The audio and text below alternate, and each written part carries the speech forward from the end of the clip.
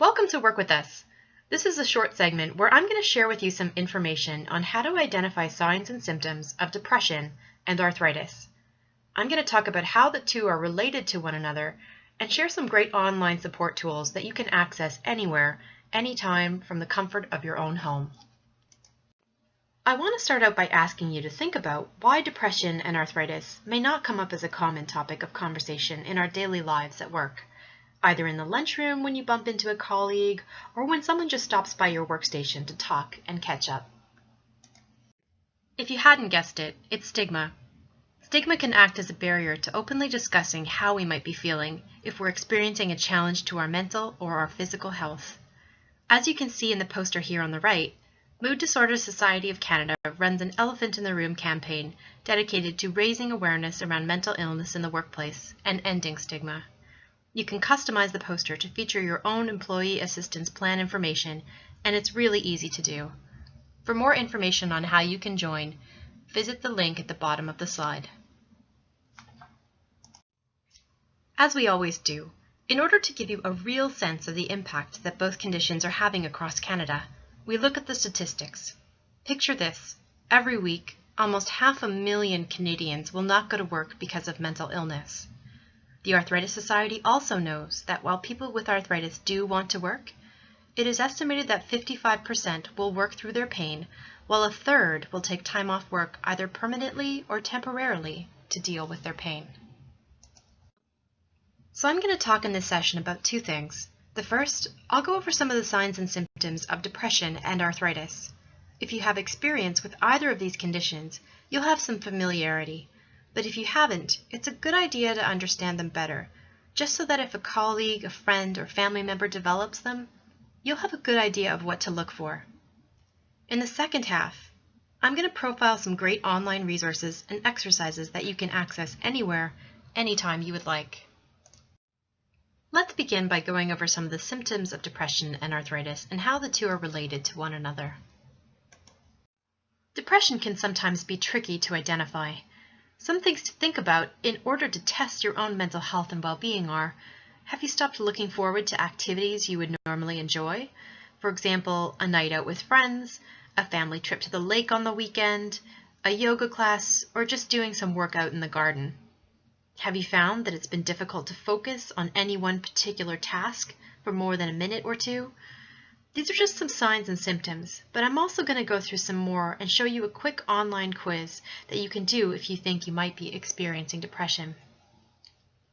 Arthritis symptoms include pain, stiffness, swelling in your joints, or difficulty moving them. Its cause can be genetic or through wear and tear on your joints. While it is irreversible, there are lots of ways that you can self-manage and feel better. And finally, we talk about depression and arthritis together because how we feel about the way we feel physically matters. For those of you who may not have arthritis, can you think of a time when you came to work with a really bad headache? How did you feel that morning or that day? Did you feel productive and engaged? Were you thinking about how you could get everything done as quickly as you could? Or were you a little down about how you felt? That's the connection between our physical and our mental health. For both our mental and physical health, getting exercise is key. I'm going to go through this first exercise with you, but it's just one of many from the Arthritis Society's Top 10 Exercises fact sheet. If you'd like to download a copy for yourself, the link is listed here at the bottom half of the slide. To begin, you can sit down with your forearms pressed together in front of your body as seen in the first drawing, so bring your palms and forearms flush together, nice and flat against one another. Next, bring your elbows to the hands up position as seen in the second drawing here, with your palms facing forward. Now begin to stretch your arms up and overhead as far as possible, keeping your elbows in line with the side of your body and palms facing in as seen in the far right drawing. Hold this position for about 2 breaths. How do you feel? These exercises are good for your joints as they encourage mobility. Some studies have shown that moving about 10 minutes on every hour can also be very beneficial for us. In this next section, we're going to go through some great online tools and resources that can help with self-managing at work. So first off, whether you're looking for some confidential counseling to discuss stress, anxiety, depression, or some of the pressures you might be feeling at work, you have some guidance resources available to you that can help cover the costs of seeing someone that can help.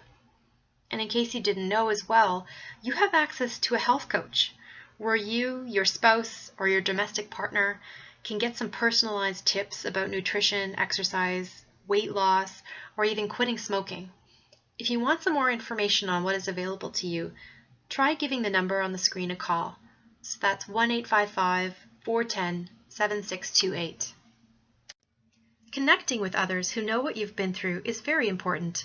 Oftentimes when people are depressed, they may not realize the severity of what they're experiencing, or if they do, they may not feel that anything or anyone can truly help change things. Just by talking to others about our experiences and finding things in common, it can really help to validate what we're going through. You'll notice on the top right-hand side of the screen, the Arthritis Society has a great online community.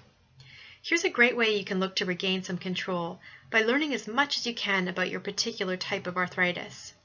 You can also work with an arthritis treatment team and take advantage of arthritis-friendly products, or sign up for the chronic pain management workshop and find out if you're eligible to access a free consult with an occupational therapist.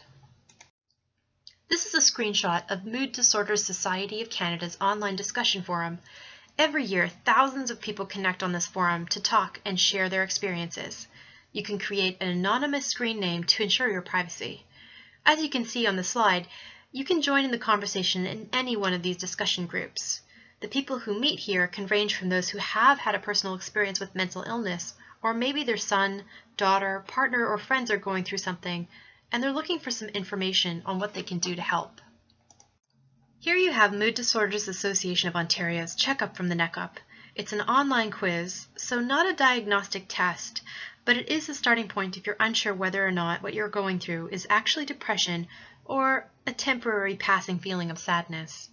You can see the kinds of questions the quiz will ask you here. For example, has it been 2 weeks or more when you've been feeling sad, blue, or depressed? Has it been a period of 1 month or more where you felt excessive worries or anxious about several things in your life? Here you have the Arthritis Society's Ask an Expert blog. It's hosted by community rheumatologist Dr. Monique Camerlane.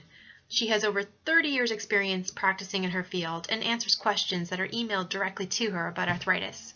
She posts very detailed responses in her blog, so if someone has questions about treatment or how to self-manage their pain, this could be a great place to start the conversation. Here you have the Arthritis Society's 7-step fatigue management program. It's available online and it's free to access. Simply create a username and password and you can get started.